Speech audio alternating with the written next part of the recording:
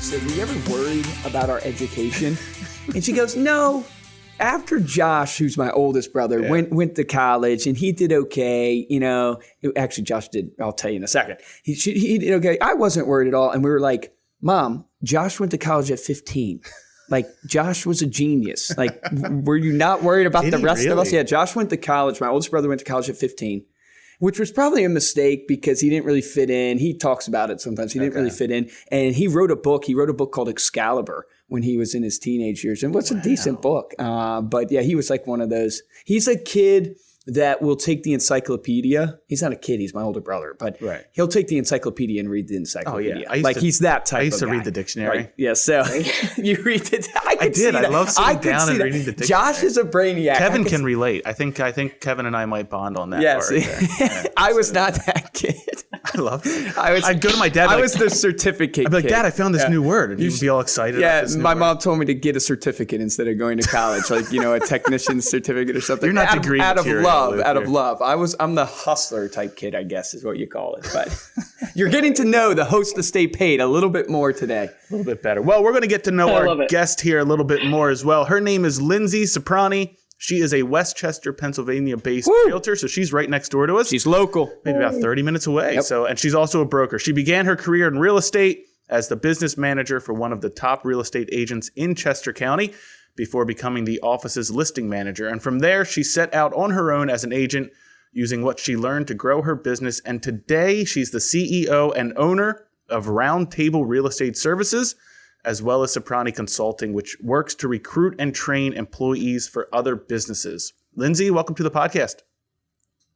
Hi, thank you so much for having me. I really appreciate it. Yeah, Linzee, it's great to have you. I'm really excited to kind of hear your story. Also dive into, you're doing so much. You not only do your own real estate business, you're doing consulting. And then we talked a little bit before we jumped on the podcast about talking about the idea of investing in the product you sell. And I thought that was super interesting. So I'm looking forward to diving into that topic on the podcast. But if you could go ahead and just really share your story, introduce yourself to the audience, how you got into real estate, what has led you on this journey, what you're passionate about. So go ahead and take just a moment and kind of give the Cliff Notes version of your life.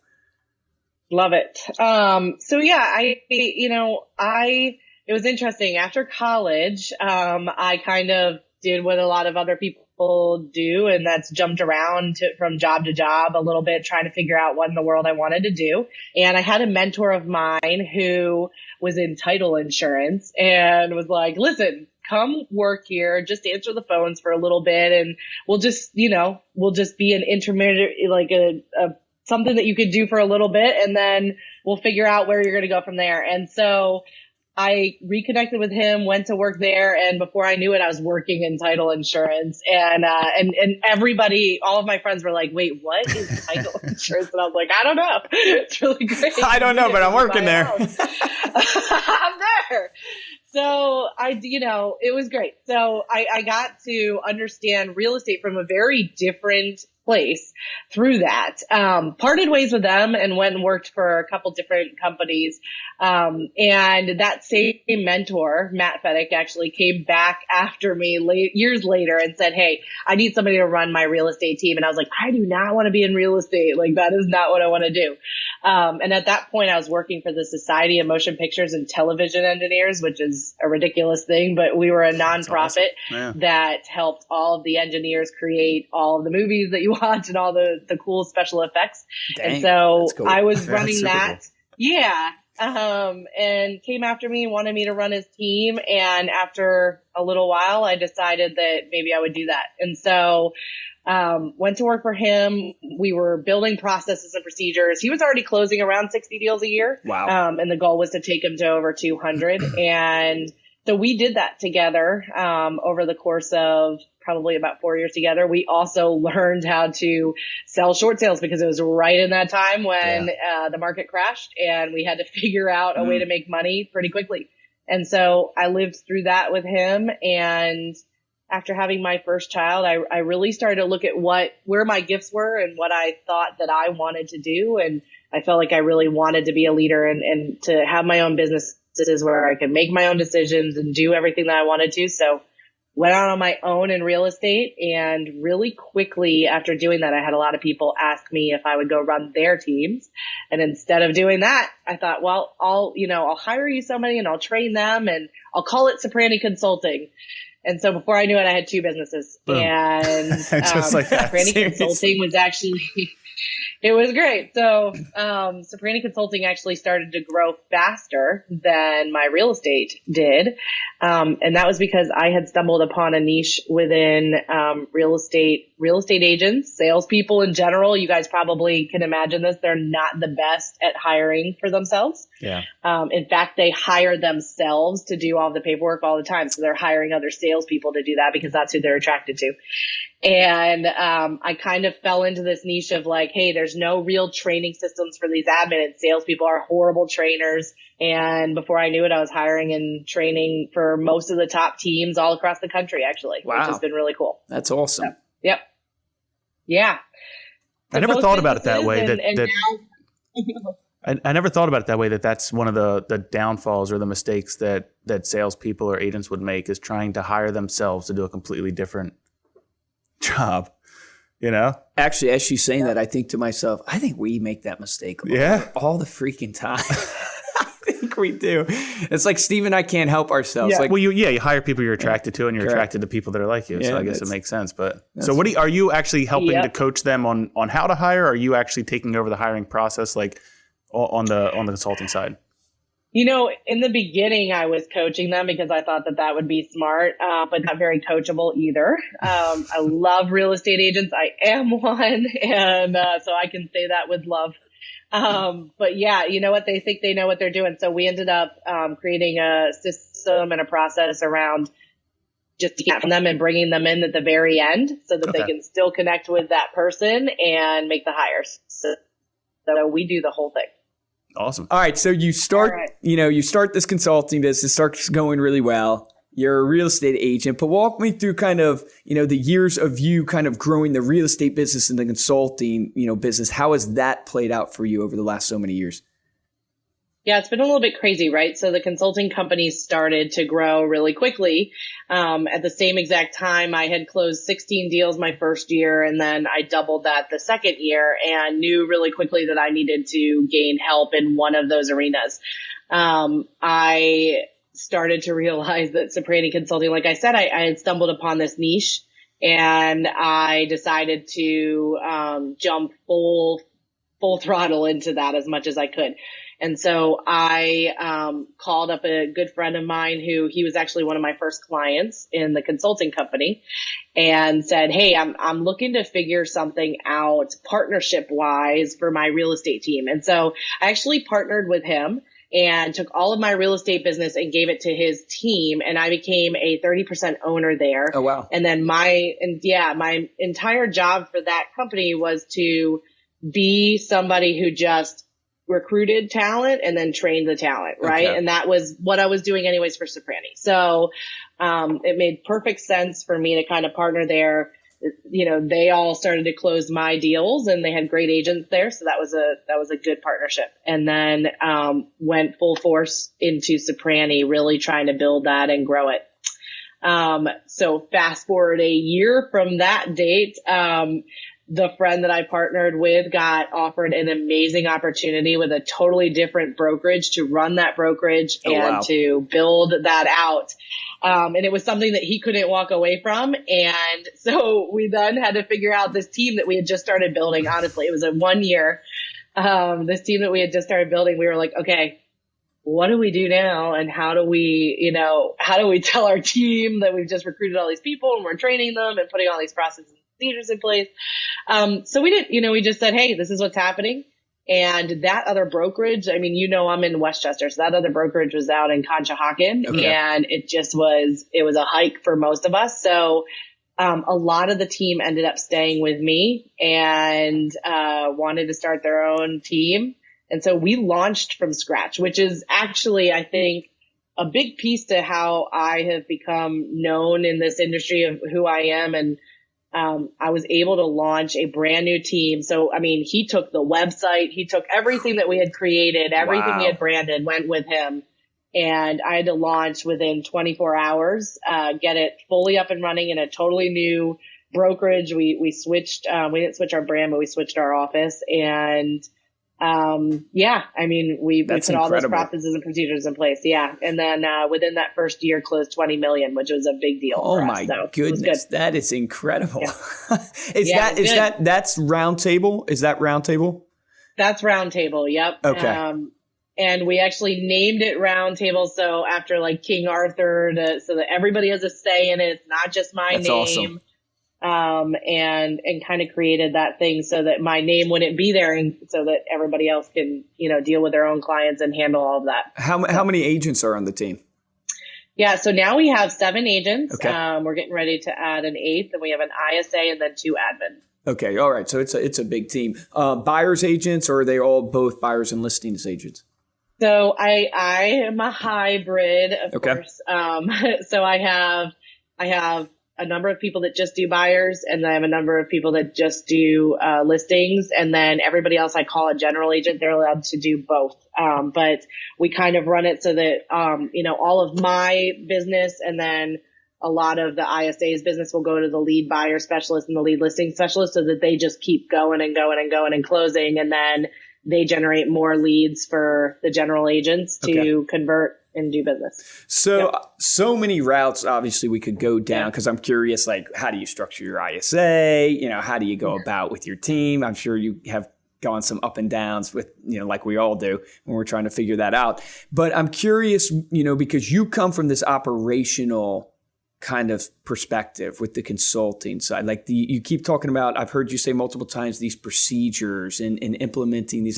So I'm curious, could you give some insight into the operational side of what you've built and why you believe, whether it's the unique things or the things that you think every real estate agent should really put into their business to help them be scalable? Yeah. So everything that we do in real estate, there are tricky little things that pop up here and there, right? And there's always something new that we're learning every transaction. It's what I love about real estate. But at the end of the day, when we go under contract, steps A through Z need to happen. When we're getting ready to list a home, steps A through Z have to happen. When we're marketing our company, A through Z. For me, it's all about processes and procedures. And that is, I say it all the time because that's all we do. So if there's, if we have a breakdown in communication or something happens, a process broke down or something, there was a procedure missing potentially. All of our training. So that's what we do, right? We train all things real estate. So that goes from admin to ISAs to, agents. And, a big piece to that is that we have steps that they need to take, and we have it all laid out for them. But at the end of the day, if an agent comes in and they actually take the lead plans that we have that we know work, right? So if they take a 10 days of pain, for example, is what I'm going to call that lead plan for internet leads, and they actually follow it step by step and they do the things that it says, they are going to trip over business at some point, right? If they follow those steps. Did you call it the 10 days of pain? Yes. I love that. I love that. Yes. Yeah. That's awesome. You're not sugarcoating at all what they're going to walk into. Hey, pick up that phone or start posting or.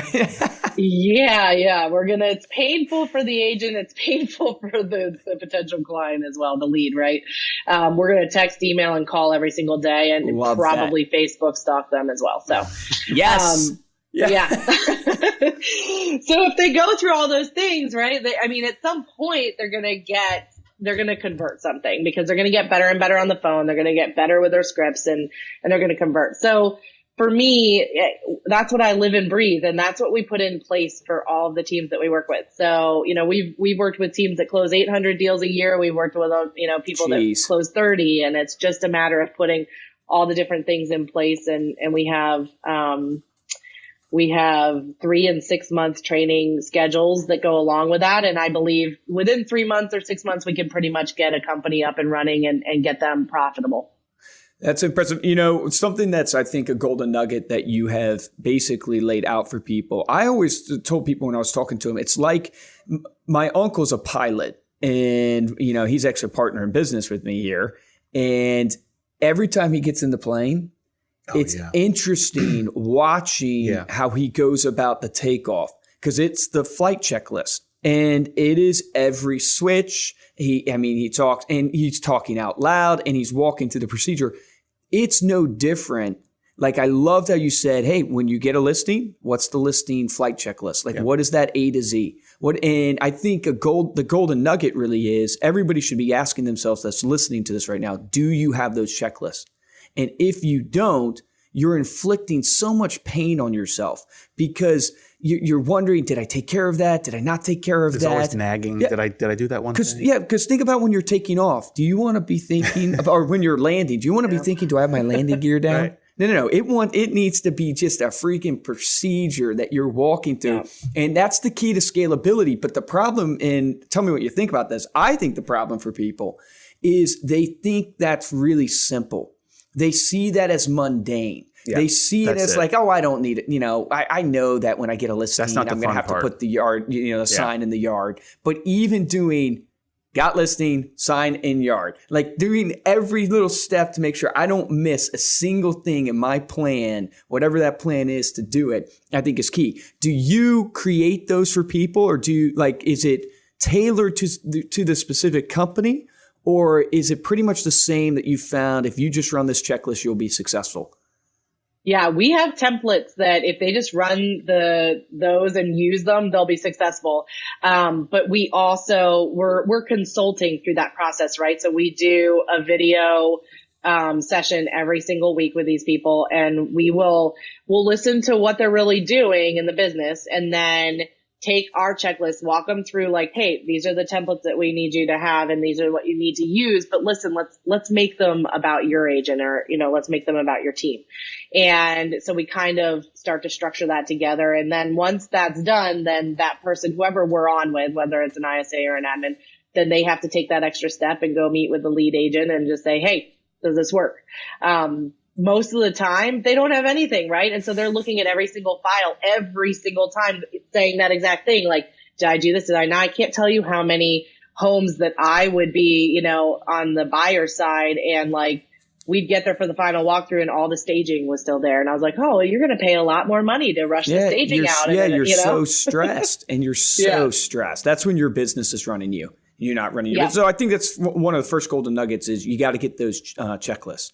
So you got to get those built for every action that is replicatable in your business, i.e. when you get the listing, when you actually let's say you actually are going to close, what's your closing process, all those things. So I'm curious to hear what your lead generation categories are.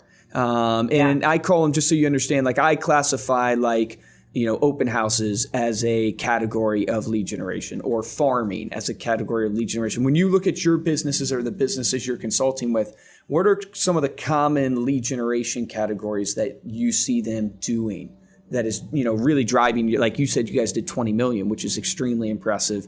What's driving that from the categories you're focused on? Yeah, it's funny that each year it's kind of been a little bit different, because I think the market's continuing to change. You guys have probably seen that. And so when we first launched, we had to launch fast and quick. And so we were really heavy on calling expired listings and for sale by owners, right? And we were circle calling all the time. So we had, systems like Vulcan and Mojo that we purchased, that we were like, all right, we're going to put it in the dialer, and we're just going to sit here with our headphones on and just find listings, right? Because then we knew buyers were going to come from that. So that was the beginning, and that is still very present in our business right now. And we're probably for closings out of that, we're probably at about 35% now. But in the beginning, we were at like 70%. And that's what your ISA calls is FSBOs. Our ISA and our lead listing specialist, myself, I'm on the phones, and my husband's on the phones as well. Good for you. That's awesome. All hitting them. I love that. So we're still doing that. And then, so we pay for Brivity. It's, you can get a CRM of sorts, and we use Brivity, for now. And that we have Google ads and Facebook ads and all social media. And we're doing the token, like, hey, here's this actual property. And then they come in, and we're marketing our properties really well. So we've got internet leads coming off of those. And then we also have internet leads coming off of like, hey, you want to know what your house is worth? That's awesome. Which is what a lot of CMAs. Okay. Yep. Yeah. So we're doing that. And then we've got, our sphere and we've started to really build into that. So that's a big piece to what I do, right? So we do a quarterly event. Okay. So we do one a quarter. We are, one of our new things is that we are touching our sphere by doing what we were going to call a telethon. And so we are giving something away every single month that's a valuable thing. So we did that's creative. Cleaning session. Yep. We did a cleaning session. We did cleaning your gutters. We, have right now this month, the ring. We're going to give the ring away. We did AirPods, all kinds of stuff. Is that like a raffle? Like you're calling everybody and they get entered into a raffle to win? So we're calling everybody, and in order to get entered, they actually have to call us, right? So it's that's telethon. awesome. So that's creative. So we're actually making them pick up the phone and call us. That's awesome. Right? Which is great because normally we're calling them and harassing them, right? So they're picking up the phone, they're calling us, and then they have to have the answer to a question. So this month we have how many candies are in this jar, and sometimes we'll say what's Steve's favorite TV show, and we'll give them the answer in the message or whatever, but then they still have to call us. And the key here is that when they call, we say, hey, do you want a second chance to win or a third chance? And we'll say, yeah. And we'll say, great. Who do you know that's looking to buy or sell or invest? That's great. That's right? great. That's awesome. So then we're entering them in, and believe it or not, we're getting probably about two actual leads a month. But we're getting a number of people to call in. Yeah. That is awesome. So the cool part there is that the psychology behind picking up the phone, having them conditioned to pick up the phone and call you, is keeping you so top of mind just from doing that piece alone. And then you're asking for the referral, of course. That is exactly what it is. And I can't take full credit for that. My amazing coach, has been doing this with a couple of people. And so, but it's been very helpful for us. So that's another thing that, I would say, it's been great. I love that. Them a lot. It's interesting just hearing kind of how you break down the lead generation categories, what you went through. I mean, pretty much every agent that I'm talking to, that is where they're getting their listings from. That's where they're getting their leads from. Mm-hmm. The two that you didn't mention that I throw out there all the time are open houses and farming. But those two, but that is where it's happening. And people just are so scared of the phone. They're so scared of talking to people because they don't feel like they have value. But look how easy that was to create value through this simple telethon type experience where you're giving, and I'm sure it's not too expensive to come up with these gifts. And it's just an easy way to call because you're giving value. I think that's what holds people back from the calls. Yes, we don't like cold calling. No one does. But it's really when you feel like you're bothering someone where you're not giving them value. So you got to come up with something of value to give people.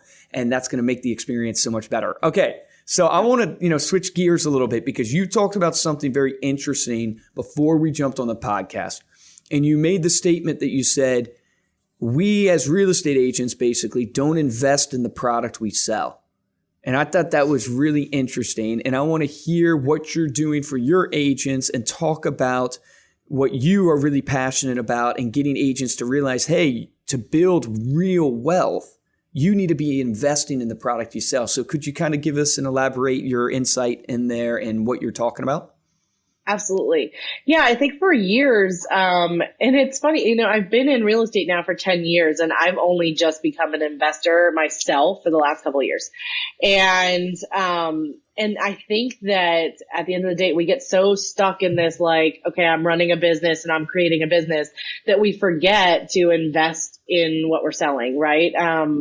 And it's the most important thing we can do. And for a really long time, I've watched, especially real estate agents, right? I mean, we grind it out and we will work until 1 a.m. every night. 16-hour days. Yeah. I mean, crazy days. And it's one of those things where, you don't have to work that hard if you start investing in real estate and, creating wealth. Yes, property management comes with its challenges. And yes, being a landlord isn't always fun, right? We've got lots of tenants that do a lot of dumb things and yes, it is what it is. But at the end of the day, we're creating wealth, right? And now that I know exactly how to do that, or I can actually scout deals and I know what they look like and I know that's a good flip, right? Or I know that that's a flip and a hold or any of those things. Now that I actually know that, I've become such a better agent as well. And I think that that's super important. So my team, that has become a huge thing for our team. So I cook our, both teams actually. I cook them breakfast once a month, make breakfast for them. We come in and we hold them accountable to big goals.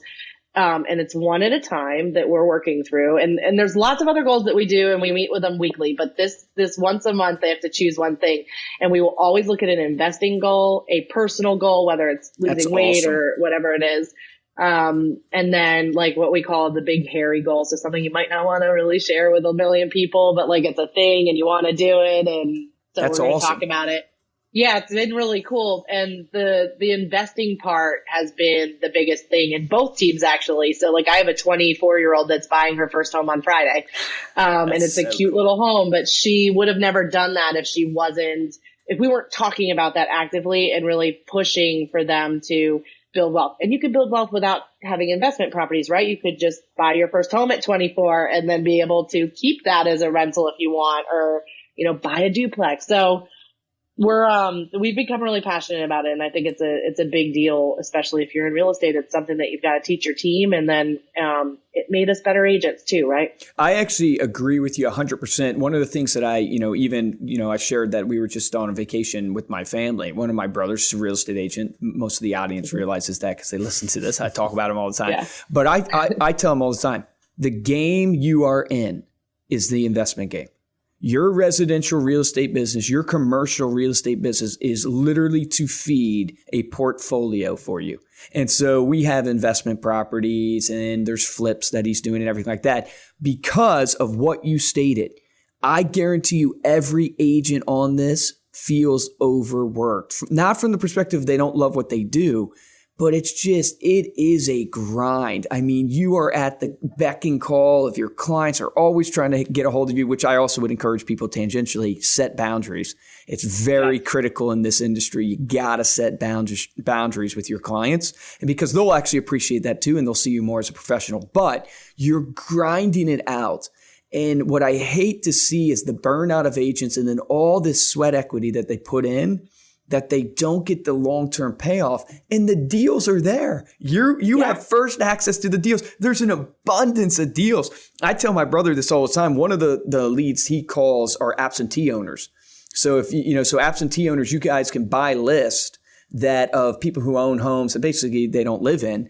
And he gets his deals, his rental deals, the flip deals and stuff like that. We've gotten amazing deals just calling that list every single day and finding people, but it builds long-term wealth. And what I love what you're doing is it paints a bigger picture of you can build great wealth for yourself where you don't have to have your business running you every day. That's the whole theme behind almost this podcast is you build procedures and processes in your business that are scalable, that are replicatable, that can be passed from person to person to make you not stressed and worried. And then at the same time, you start building the infrastructure to where you can invest and build equity or a portfolio.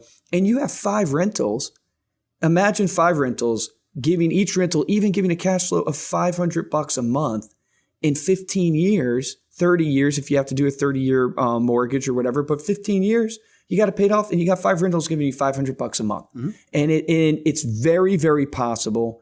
We could do a whole podcast on we just did a deal. We were in at 40. We refinanced, came out at 85. Super simple, made tons of money, and we have it cash flow positive.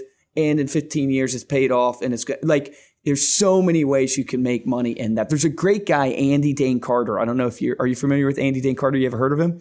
Yep.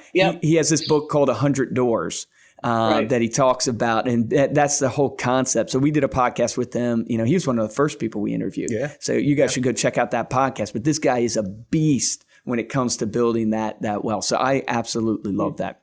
What do you think the biggest mistake you see new agents making?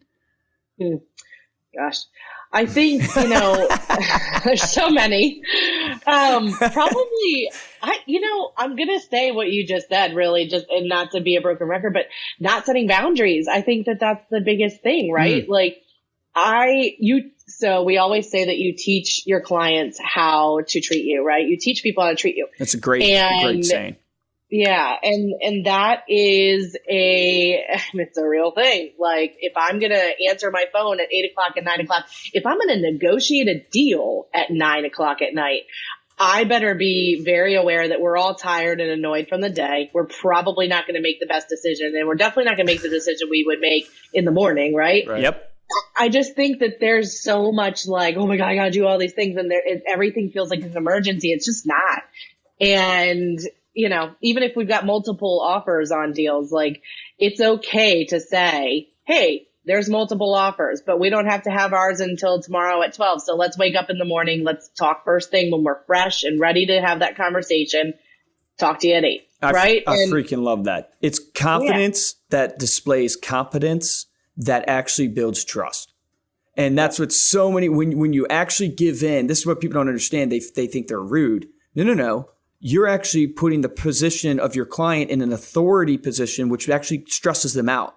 Like you think you're doing them a service, but now they're stressed out because they feel like, okay, yeah, he did need to hear from me. I did need to tell him to go and talk to the buyer's agent or whatever it is. It's like, no, confidence, which is going to reflect competence, which will give the trust to that actual person, client you're helping. And so many people, I see it all the time, even in my own brother. I mean, we went through the same experience. It's like you're freaking out. You think you got to help everybody. It's like, no. You know what you're doing. You're an expert in your field. It's not the end of the world. You display that. You're going to build just such I guess what I would say is a comfortableness for the clients going through the experience. And that's your job. That's your ultimate job, is to make them feel comfortable. That's right. Well, and I think, even just piggybacking off of that, like, I see so many people not having a boundary around like, this client who is never going to listen to me and doesn't think I'm a professional and doesn't see me that way and thinks they're in charge. I need to exit from that relationship in order to open up my time to have the right relationships there. And I think, that's another piece that I see a lot. It's like, I'm working with this $90,000 buyer that's like killing me. And I'm like, why? Like, just goodbye. Well, it like, goes back to your 10 days of pain. Yeah. What you normally do is you normally hang on to these because your pipeline's not full, because you don't believe that you can go get another deal. It's like Grant Cardone always says, when you're scared to lose the deal, it's because you haven't done the work to fill your pipeline. And if you're willing to do the 10 days of pain every single time, you will never have to worry, because every blind squirrel finds a nut. You will trip over business. It's like the abundance of business out there is immense. But you know what we don't do? We don't have the habits that actually implement the systems that we stick to every day, like a flight checklist, and end up tripping over the deals. That's what kills us. All right. So I have a question for you. I tend to ask this to most of the people we interview because I'm always curious of their answer. I love to study successful people, because I kind of am addicted to the top 3 things to do to become a millionaire, top 3 things to do to have the best life, those type of articles. Those are the things I tend to click on all the time. I'm curious, what are the routines that you've implemented in your life? Whether it's processes, procedures, principles, what is it that when you look back on your years, because you're successful, you have 2 companies, you've done an incredible job. What are the routines that you've implemented that have driven that success when you look back? Yeah. The processes and procedures is definitely one. I mean, I remember reading the E-Myth and feeling like, oh my gosh, every business that I have has to just be a sellable business, which means it has to have all the processes and procedures and people in place, and people have to be able to come in here and duplicate everything that we're doing. So I learned that a long time ago, and that's just where I've lived in my headspace. And so if you came into my business today and you needed to be the admin, you could actually apply in Brivity the action plan for contract to close on the seller side. And there would be tasks that would tell you what to do. And there are videos that you can click on that take you to YouTube and show you exactly how to do it. So I wouldn't even have to train you anymore. It's just there, right? So that is a sellable business. So that, and that's what we do in the consulting piece. So that's the first. The second one is, this is such a, I don't know. This is an interesting one because I'm going to say it, but then I'm going to contradict myself. So I am the person who can stay up at night and grind something out, right? I'll work all day and then I'm like, I'm going to build this thing, right? Whether it's a website or whatever. And I have that sheer determination that will push through anything. And I think it's needed. It's the grit that you need in order to be a business person. Right. One of my mentors says, say yes and figure it out. And I believe in that. Like, Yep. yes, we're going to do that. And I'm going to figure it out. And if that takes me all night, I'm going to. But I'll tell you, one of the things that I have like really tried to get away from is that night owl thing. Because, you know, if I can wake up early in the morning, you know, Miracle Morning is a great book to read if this is something somebody wants to change. But if I can wake up in the morning and I'm fresh and I'm good, just like I said with negotiating, I'm going to do so much better and I'm going to be so much better. And so I have been working on transitioning into being a morning person instead of a night owl because I know I do so much better. And so I would say that that's something that I've seen in millionaires for sure. It's the morning, winning the morning game over, right? 100% agree. Yeah. And then the third one I would say is I feel like it hasn't been until recently, but I decided to get really vulnerable in my leadership and really allow my team to see when I'm struggling and not be this perfect. Can't be perfect. I'm not perfect. When I fail, I'm going to own it and we're going to talk about it and we're going to figure out a way forward. And, I think that's probably one of the biggest things that one of the biggest changes for me over the last couple of years has been to, start to be okay with being vulnerable, even on podcasts, and just talk about the things that maybe everybody doesn't talk about, because that's where the true, you know, that's where the win really comes in. That's where the failures are what have gotten me to where I am, and starting to love those failures because I know I'm going to grow out of that. And then being open and honest about it is, I think, really catapulted me. It's really difficult too. Like being vulnerable and authentic. You know, and when you say it, it's like, well, yeah, it does. It's difficult, but it is really like, even when you make a conscious effort to go, I'm going to be vulnerable and I'm going to be authentic. It's really, and then you really worry hard. about what people thought about you when you were vulnerable. I know. Yeah. Are you the type of, I'm the type of person that you say something to somebody, you see their reaction. Right. Like, why did I just say that? A month later, I'm still thinking about it. Like, I'm still like, why did I say that? Like, I should have never said that. And then I thought something you said also is really, really, you know, something that I just want to encourage people that are listening to this.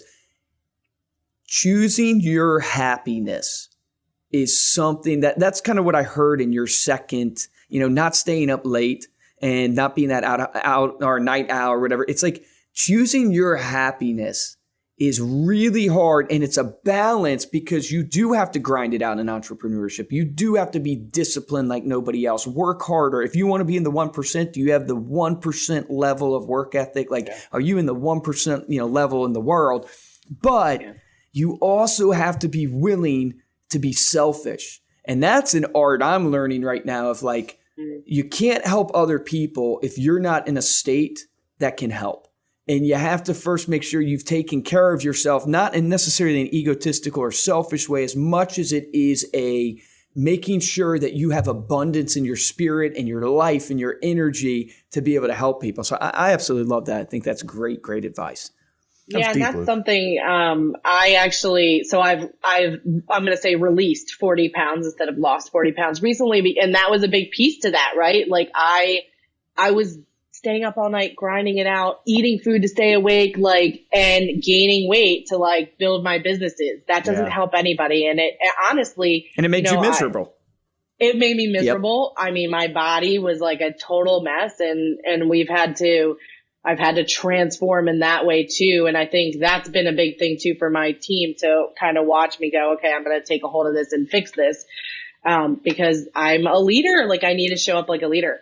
So Lindsay, you have a poster behind you I've been looking at. It says dream a wild. It looks like there's a couple pencils or chopsticks or something in like a shadow box. What does that mean?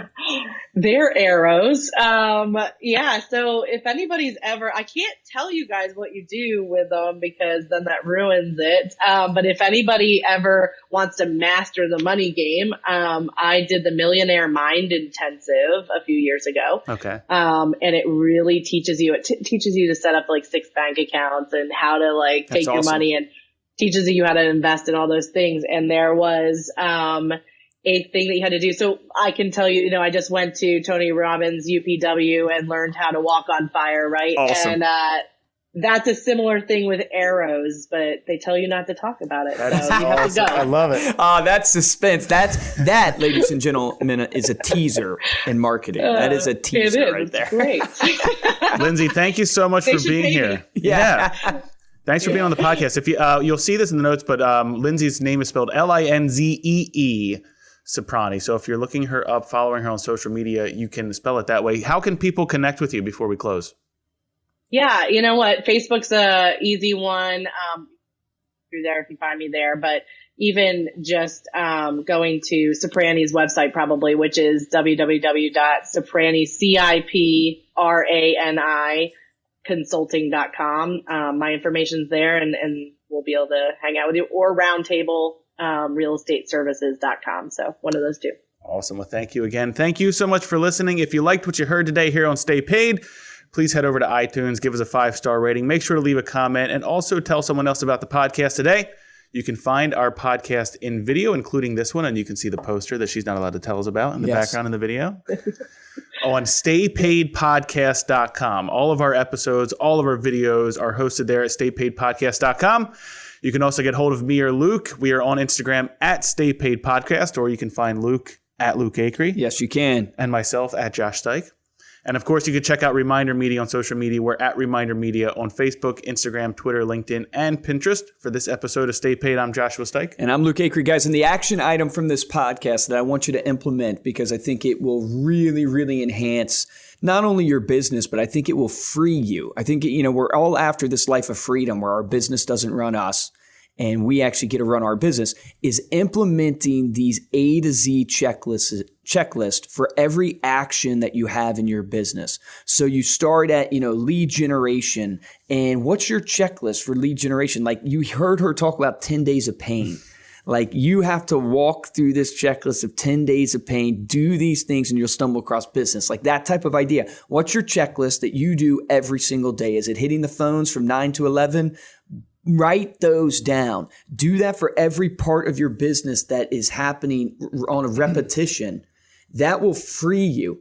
If you don't have those checklists, what's happening to you is you're constantly chasing your tail. Though you know what to do, you're constantly wondering, did I do it? Did I not do it? And guess what? You can't scale your business because you can't pass it to somebody. You can't train somebody to do it. So the action item for this podcast is get a checklist for every action in your business that's replicatable, that you do all the time, and watch the freedom start coming into your mind that you don't have to worry about the things. Remember, the difference between a top producer and a mediocre producer in any business is top producers take action. So take action on that.